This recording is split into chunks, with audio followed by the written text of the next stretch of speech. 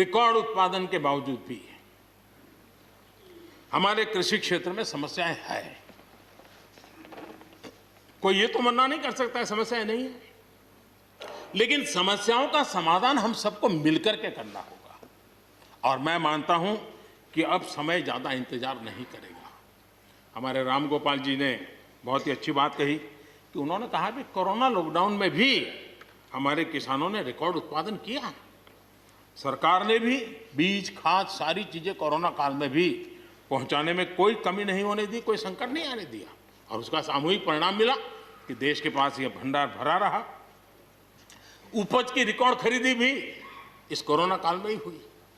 तो मैं समझता हूं कि हमने नए नए उपाय खोज करके आगे बढ़ना होगा। और जैसा मैंने कहा, कोई भी हम कई कानून है, हर कानून में 2 साल 5 साल के बाद, कभी 2 महीने 2-3 महीने के बाद सुधार करते ही करते हैं। हम कोई स्टैटिक अवस्था में जीने वाले लोग थोड़े हैं जी।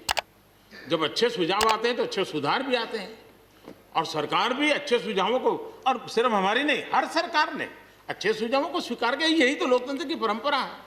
और इसलिए अच्छा करने के लिए अच्छे सुझावों के साथ, अच्छे सुधारों की तैयारी के साथ हम सबको आगे बढ़ना चाहिए। मैं आप सबको निमंत्रण देता हूं, आइए हम देश को आगे ले जाने के लिए, कृषि क्षेत्र की समस्याओं का समाधान करने के लिए आंदोलनकारियों को समझाते हुए हमने देश को आगे ले जाना होगा।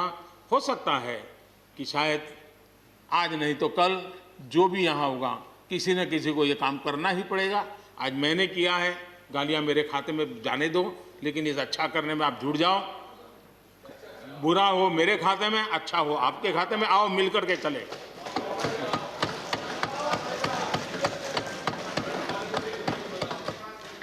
और मैं लगातार, हमारे कृषि मंत्री जी लगातार किसानों से बातचीत कर रहे हैं, लगातार मीटिंगें हो रही हैं, और अभी तक कोई तनाव पैदा नहीं हुआ है।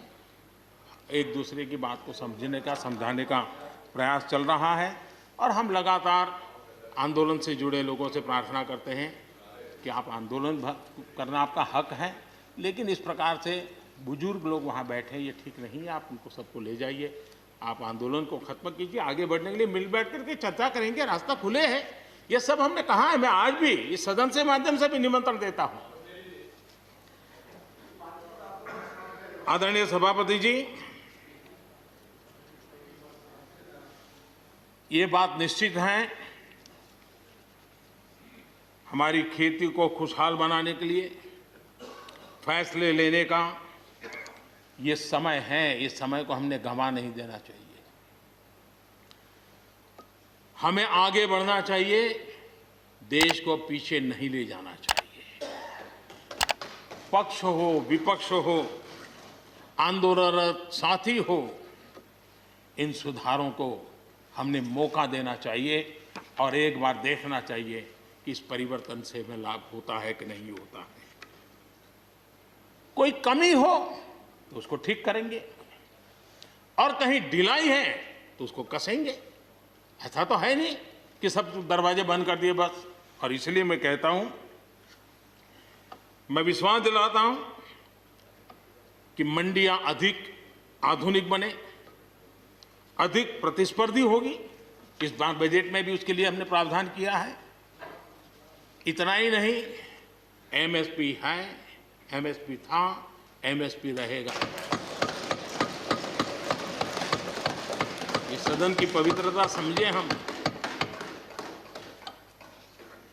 जिन 80 करोड़ से अधिक लोगों को सस्ते में राशन दिया जाता है, वो भी कंटिन्यू रहेगा। इसलिए मेहरबानी करके भ्रम फैलाने के काम में हम न जुड़े, क्योंकि हमको देश ने एक विशिष्ट जिम्मेवारी दी है। किसानों की आय बढ़ाने के जो दूसरे उपाय हैं, उन पर भी हमें बल देने की जरूरत है। आबादी बढ़ रही है, परिवार के अंदर सदस्यों की संख्या बढ़ रही है, जमीन के टुकड़े छोटे होते जा रहे हैं। ऐसी स्थिति में हमें कुछ न कुछ ऐसा करना ही होगा ताकि किसानी पर बोझ कम हो, और हमारे किसान के परिवार के लोग भी रोजी रोटी कमाने के लिए, उनके लिए हम और अवसर उपलब्ध करा सकें। इनकी तकलीफों को दूर करने के लिए हमने काम करना होगा।